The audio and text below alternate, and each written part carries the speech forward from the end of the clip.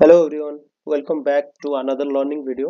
तो अभी हम लोग जो डिस्कस करने जा रहे हैं, मैं एक सीरीज स्टार्ट करना चाहता हूं जो कि स्विंग ट्रेडिंग का कॉन्सेप्ट वाइज होगा। जो कि इसमें 6 पार्ट होगा कि सब इंडिविजुअल एक एक पार्ट में उसका टॉपिक रहेगा और कॉन्टेक्स्ट रहेगा, जो कि हम उसको थ्रू आउट क्लियर करने का ट्राई करेंगे। और उसका बाद जो ये जो 7 सीरीज रहेगा, इसका बाद हम लोग बहुत सारा केस स्टडी भी करेंगे ताकि आप लोगों को जो चीजें क्लियर हो। तो मैं आज का जो टॉपिक आज इसको इंट्रोडक्शन का हिसाब से आप कंसीडर कर सकते हैं। तो आज का जो टॉपिक है ना, स्विंग ट्रेडिंग का बेसिक नॉलेज जो है उसको डिस्कस करेंगे। फर्स्ट है कि व्हाट इज स्विंग ट्रेडिंग, और टाइम फ्रेम कौन सा यूज करते हैं स्विंग ट्रेडिंग में, और की टूल्स ऑफ स्विंग ट्रेडिंग और चार्ट इंडिकेटर का बारे में हम लोग बात करेंगे। तो जैसे कि आपको फर्स्ट टॉपिक है आपकी व्हाट इज स्विंग ट्रेडिंग, तो मैं इसको क्लियर करना चाहता हूँ कि स्विंग ट्रेडिंग क्या होता है ना।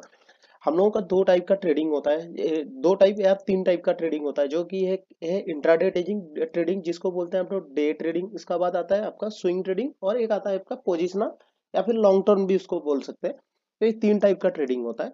तो आज हम क्लियर करेंगे स्विंग ट्रेडिंग क्या होता है। स्विंग ट्रेडिंग जनरली हम लोग इसका स्विंग ट्रेडिंग का टाइम ड्यूरेशन अगर हम लोग डिस्कस करेंगे, तो स्विंग ट्रेडिंग का टाइम ड्यूरेशन ये होता है ना कि हम लोग 1 वीक से 12 वीक को जो टेक्स्ट बुक में लिखा गया है, मैं आपको वही एग्जैक्टली बता रहा हूँ। वो जो ड्यूरेशन में ट्रेडिंग होता है उसको एक्चुअल स्विंग ट्रेडिंग बोलते हैं। और स्विंग ट्रेडिंग में बहुत टाइप का अप्रोचिंग स्टाइल होता है। जैसे कि एक ब्रेकआउट ट्रेडिंग होता है, कोई भी रेंज बन रहा है, उसका बाद ब्रेकआउट होता है तो उसको जैसे कंसोलिडेशन हुआ, फिर उसका बाद ब्रेकआउट हुआ तो उसको एक हम ब्रेकआउट ट्रेडिंग बोलते हैं। एक है रिवर्सल ट्रेडिंग। अगर स्टॉक यहाँ पे ब्रेकआउट कर दिया, ये अगर जोन आपका ब्रेकआउट जोन है, तो उसका बाद ब्रेकआउट किया, ऑफ साइड दिया, फिर उसका बाद जब रिटर्न आएगा फिर से यहाँ से जब रिटेस्ट होके जब ब्रेकआउट होता है, उसको बोलते हैं कि ब्रेकआउट रिटेस्ट ट्रेडिंग। और एक होता है कि रिवर्सल ट्रेडिंग। मान के चलो कि अभी का जो निफ्टी का सिनारियो है, निफ्टी ऑलमोस्ट अभी करेक्शन दे रहा है। कभी ना कभी तो बॉटम आउट होगा। बॉटम आउट होगा तो क्या है कि बहुत सारा स्टॉक गिरे होंगे जब, और फिर अपना सपोर्ट क्रिएट करेंगे, फिर वहीं से ऑफ साइड देना चालू करेंगे, तो उसको हम लोग बोलेंगे कि रिवर्सल ट्रेडिंग। स्विंग ट्रेडिंग में आपको समझ में आया कि तीन टाइप का होता है, एक है ब्रेकआउट ट्रेडिंग, एक है ब्रेकआउट रिटेस्ट ट्रेडिंग, एक है रिवर्सल ट्रेडिंग। तीन टाइप का ट्रेडिंग हो गया। अभी हम लोग देखते हैं कि स्विंग ट्रेडिंग में जो टाइम फ्रेम हम लोग कौन सा टाइम फ्रेम यूज करते हैं।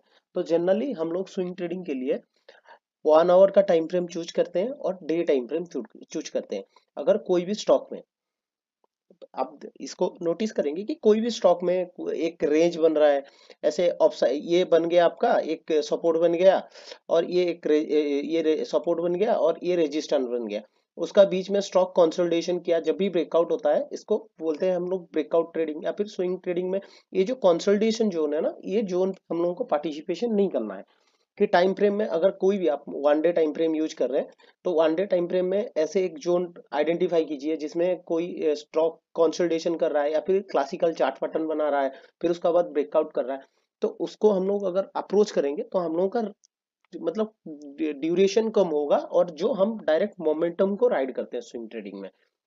और इसमें जनरली हम लोगों का डिसाइड होता है कि हम कितना ड्यूरेशन के लिए ट्रेड करेंगे, उसी हिसाब से हम टाइम फ्रेम चूज करते हैं। और मोस्टली मैं यही जानता हूँ कि डे टाइम फ्रेम बेस्ट होता है स्विंग ट्रेडिंग के लिए। और स्विंग ट्रेडिंग में मेन पर्पज है कि स्विंग ट्रेडिंग का, इसीलिए हम इसको स्विंग ट्रेडिंग करते हैं ना, कोई बिजी पर्सन है या फिर कोई बिगिनर है, तो जो मार्केट का वोलेटिलिटी है या फिर रिस्क जो है मार्केट में, इंट्राडे ट्रेडिंग में क्या है कि 9:52 आपको ट्रेड करना पड़ेगा, 3:15 में आपको पोजीशन स्क्वायर अप करना पड़ेगा। तो जो बिगनर है या फिर कोई स्टूडेंट है या फिर कोई आप जॉब प्रोफेशन में है, तो आपको बेस्ट होता है कि स्विंग ट्रेडिंग। क्योंकि आपको उतना दिमाग नहीं लगाना होता है। ऑलमोस्ट आप 1 आवर भी चार्ट में देख लिए, आपका पोजीशन बिल्ड अप हो गया है, आप उसका बाद एक बस हाफ एन आवर भी वो पोजीशन को ट्रैक कर दिए तो भी आपका काम चल जाएगा।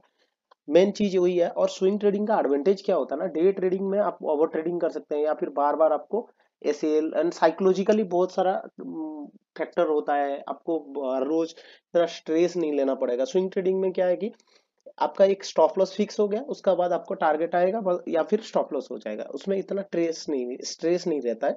तो हम लोग इसीलिए स्विंग ट्रेडिंग को ज्यादा प्रीफर करते हैं। या फिर इसमें आप बोल सकते हैं कि ओवर ट्रेडिंग नहीं होगा इसमें। आपका जो ब्रोकरेज जाता है, आपको ब्रोकरेज भी सेव कर देगा स्विंग ट्रेडिंग। क्योंकि डे ट्रेडिंग में 1 to 2 ट्रेड आप ले लेंगे ऑलमोस्ट। और स्विंग ट्रेडिंग में क्या है कि आपका टाइम ड्यूरेशन बढ़ जाता है, तो आपको इतना ओवर ट्रेडिंग होने का प्रोबेबिलिटी कम रहता है। हालांकि आपका डे ट्रेडिंग या फिर एफएनओ ट्रेडिंग से इसका रिस्क रिवॉर्ड उतना कंपेरेटिव टू इतना हाई नहीं है, बट ये एक स्टेबल ट्रेडिंग अप्रोच आप कंसीडर कर सकते हैं। तो टाइम फ्रेम हम जैसे कि बात किए कि हम लोग डे टाइम फ्रेम यूज करेंगे और 1 आवर टाइम फ्रेम चूज करेंगे, जो कि उसका सपोर्ट एंड रेजिस्टेंस को आइडेंटिफाई करने के लिए हम generally day time frame use करेंगे, और मेजर सपोर्ट एंड रेजिस्टेंस को आइडेंटिफाई करने के लिए आप लोग वीकली टाइम फ्रेम यूज करेंगे।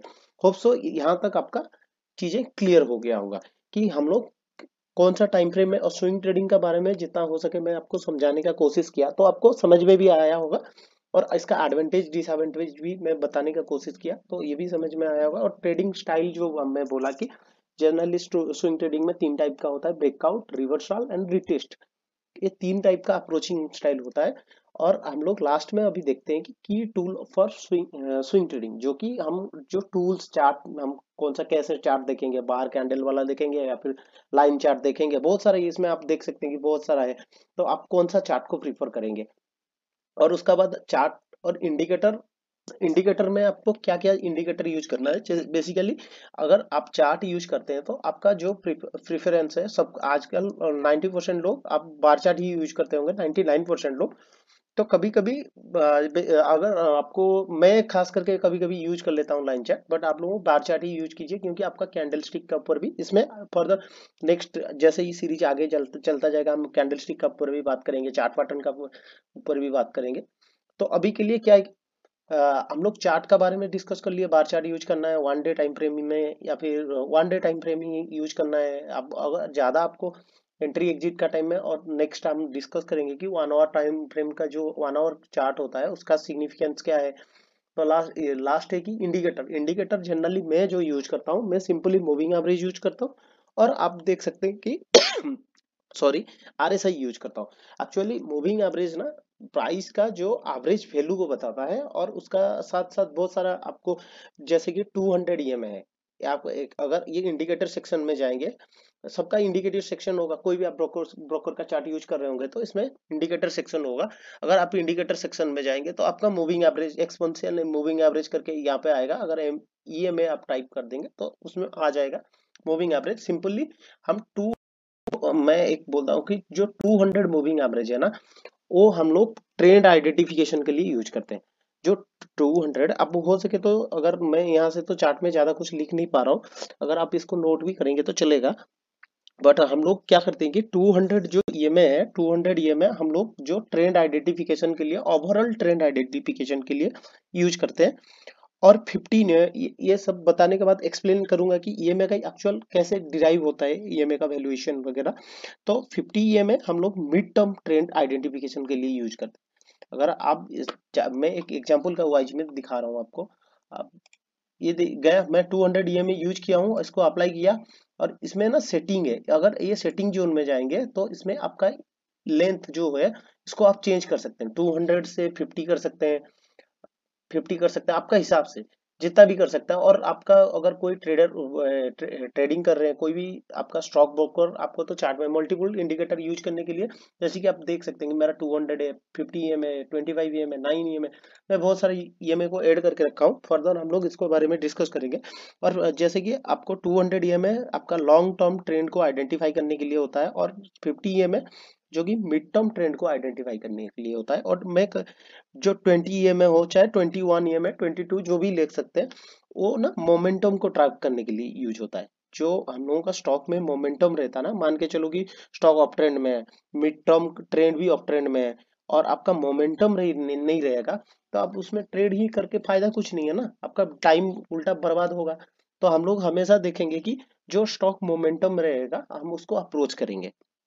तो जो 20 ईएमए हो गया, और एक लास्ट में मैं यूज करता हूँ 9 ईएमए। 9 ईएमए का सिग्निफिकेंस ये होता है कि हम उसको प्रॉफिट को ट्रेल करने के लिए यूज करते हैं। प्रॉफिट जो हम लोगों का बनेगा उसका बाद हम कैसे उसको ट्रेल करेंगे, उसके लिए हम लोग 9 ईएमए को यूज करते हैं। होप सो ये वीडियो में जितना हो सका मैं क्लियर करने का ट्राई किया। हालांकि मेरे पास वो तो पेन टैब नहीं है कि मैं इसमें आपको लिख के बता सकूं, बट जितना हो सके आप लोग अपना अगर नोट्स वगैरह बना रहे हैं तो आप लोगों के लिए बेस्ट है। तो मिलते हैं नेक्स्ट पार्ट में। Thank you.